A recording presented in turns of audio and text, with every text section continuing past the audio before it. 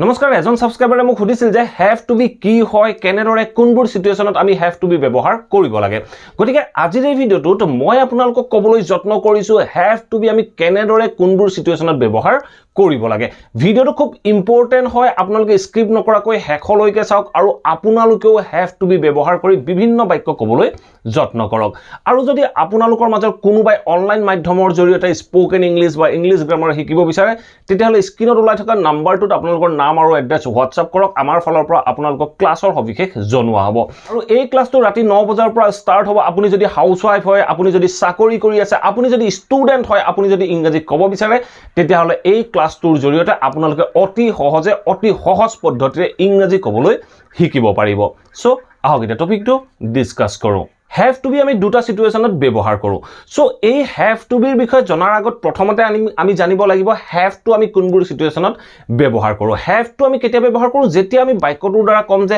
কিবা এটা কৰিব লাগিব কিবা এটা কৰিব লগা আছে এনে ধৰণে যেতিয়া ক'বলৈ যাওঁ তেনেকুৱা বাক্যবোৰত আমি have to ব্যৱহাৰ কৰো সো মই এটা এক্সাম্পল ক'ব পাৰো যে তুমি ৰুমটো সাফ কৰিব লাগিব তুমি ৰুমটো সাফ কৰিব লাগিব মই তোমাক দায়িত্ব দিলো আপোনাক অব্লিগেশন দিলো সো তেনেকুৱা ক্ষেত্ৰত আমি have to ব্যৱহাৰ কৰি বাক্যখিনি ক'ব পাৰো মই যদি এই বাক্যটোকে ইংৰাজীলৈ ট্ৰান্সলেট কৰিবলৈ যাওঁ তেনেকুৱা ক্ষেত্ৰত মই ক'ব পাৰো যে তুমিৰ কাৰণে মই ব্যৱহাৰ কৰিম you লগত কি লাগিব কৰিব লাগিবৰ কাৰণে আমি ব্যৱহাৰ কৰিম you have to কি কৰিব লাগিব সো সাফ কৰিব লাগিব তেতিয়া আমি কম you have to clean so have to পিছত যেতিয়া ভার্ব আহিব সেই ভার্বটো হলে প্ৰেজেন্ট ফৰ্মত আহিব সো আমি কলো যে you have to clean কি সাফ কৰিব লাগিব clean the room সো এনে ধৰণে আমি বাক্যখিনি ইংৰাজীলৈ ট্ৰান্সলেট কৰিব পাৰো আমি কলো যে you have to clean the room তুমি ৰুমটো সাফ কৰিব লাগিব ঠিক তেনে ধৰণে আমি বিভিন্ন বাক্য ক'ব পাৰো নেক্সট এটা এক্সাম্পল ক'ব পাৰো যে মোৰ কাপোৰ ধুব লগা আছে বা মোৰ কাপোৰ ধুব লাগিব এনে ধৰণে আমি ক'ব পাৰো মই যদি কওঁ মোৰ কাপোৰ ধুব লগা আছে বা মই কাপোৰ ধুব লাগিব সো মই কাৰণে আমি ব্যৱহাৰ কৰিম I লগত কি হ'ব I লগত সদায় have to হ'ব সো I have to যদি এটো সাবজেক্টটো থাৰ্ড পাৰসন সিঙ্গুলাৰ নাম্বাৰ হয় তেতিয়া আপোনালোকে has to ব্যৱহাৰ কৰিব পাৰে সো মই কম যে I have to মই কি কৰিব লগা আছে কাপোৰ ধুব লগা আছে কাপোৰ ধোৱাৰ ক্ষেত্ৰত আমি ক'ব পাৰো watch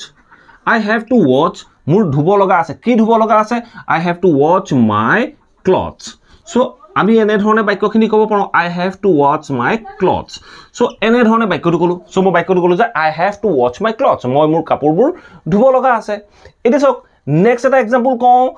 যে মই ক'ব পাৰো যে মই মোৰ গাড়ীখন বিকিব লাগিব মই মোৰ গাড়ীখন বিক্ৰী কৰিব লাগিব সো ধৰক মোৰ গাড়ীখন কিবা এটা প্ৰবলেম হ'ল কিবা এটা মই অসুবিধাত পৰিলো মই কৈছো যে মই মোৰ গাড়ীখন বিক্ৰী কৰিব লাগিব তেতিয়া মই কি ক'ম মই কৰিব লাগিব মই লগত লাগিব have to I লগত লাগিব have to I have to কি কৰিব লাগিব সেল কৰিব লাগিব I have to sell কি সেল কৰিব লাগিব my car সো আমি এনে ধৰণে বাক্যখিনি ক'ব পাৰো I have to sell my car এতিয়া আপোনালোকে হয়তো নিশ্চয় বুজিব পাৰিলে have to আমি কেনে ধৰণে ব্যৱহাৰ কৰো যেতিয়া আমি লাগিব বা লগা আছে বুলি ক'বলৈ যাওঁ তেনেকুৱা ক্ষেত্ৰত আমি have to ব্যৱহাৰ কৰো এতিয়া চাওক এই বাক্যবোৰ যেতিয়া আমি পেসিভত ক'বলৈ যাওঁ ধৰক আপুনি ক'ব লগা আছিল যে মই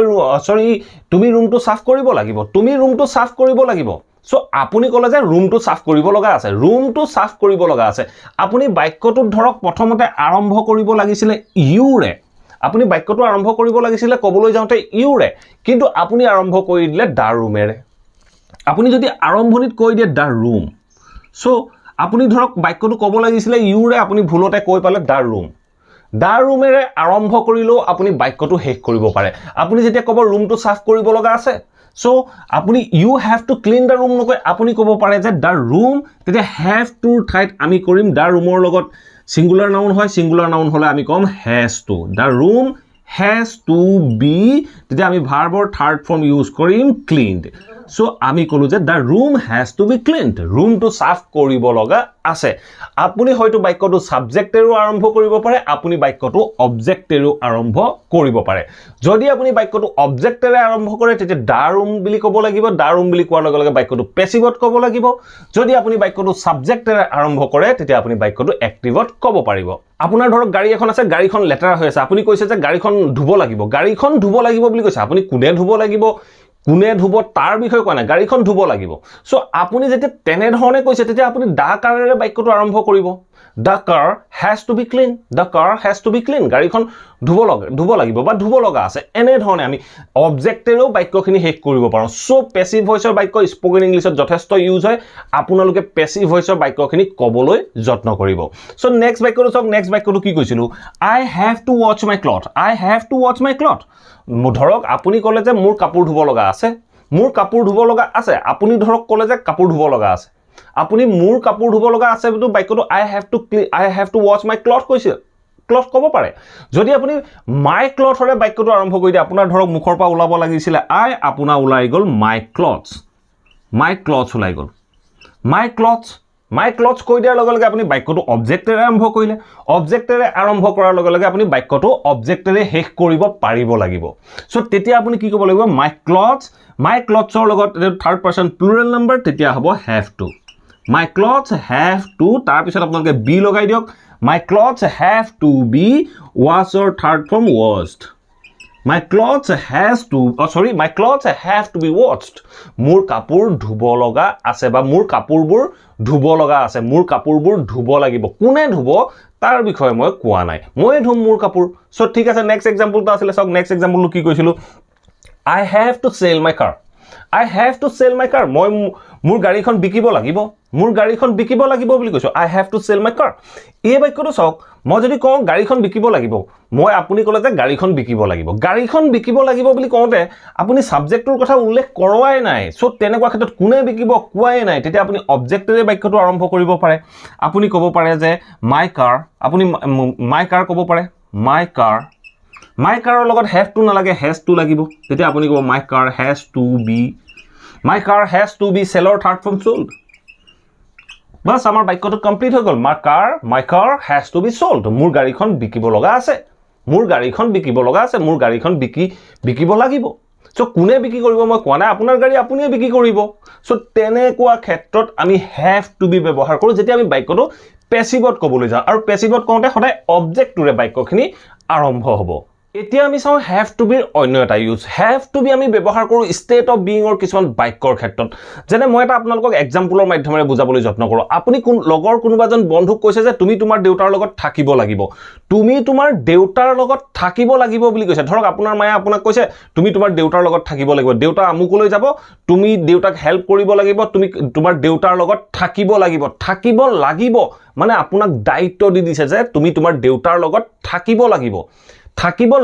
বুলি কওঁতে আমি have to be ব্যৱহাৰ কৰি বাক্যটো কমপ্লিট কৰিব লাগিব এই বাক্যবোৰত কোনো ভাৰ্ব নাথাকে এই বাক্যবোৰত ভাৰ্ব নাথাকে কাৰণে আমি have toৰ পিছত be ব্যৱহাৰ কৰিব লগা হয় আমি কেনেদৰে কম সো এই বাক্যটোকে যদি মই ইংৰাজীলৈ ট্ৰান্সলেট কৰিবলৈ যাওঁ মই কেনেদৰে কম আপোনাৰ মায়ে আপোনাক কৈছে যে তুমি তোমাৰ দেউতাৰ লগত থাকিব লাগিব সো তুমি থাকিব লাগিব তুমিৰ কাৰণে আমি ব্যৱহাৰ কৰিম you লগত লাগিব have to তাৰ পিছত আমি ব্যৱহাৰ কৰিম be সো আমি ক'লো যে you have to be তুমি থাকিব লাগিব এই be টোৱে থকাৰ কথা প্ৰকাশ কৰিলে you have to be কাৰ লগত তোমাৰ দেউতাৰ লগত with your parents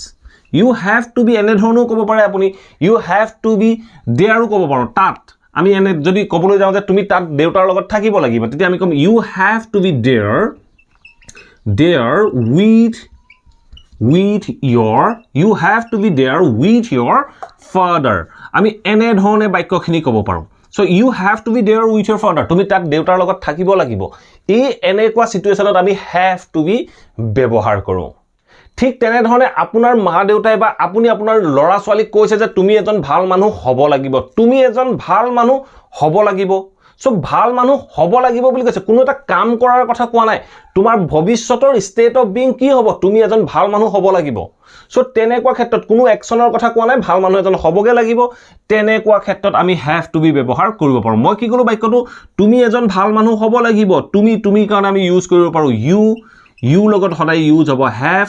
you have to state of being অৰ বাক্য গতিকে আমি ব্যৱহাৰ কৰিম you have to be কি মানুহ হ'ব লাগিব এজন ভাল মানুহ তেতিয়া আমি ক'ব পাৰো you have to be an honest man so এনে ধৰণে আমি বাক্যখিনি ক'ব পাৰো you have to be an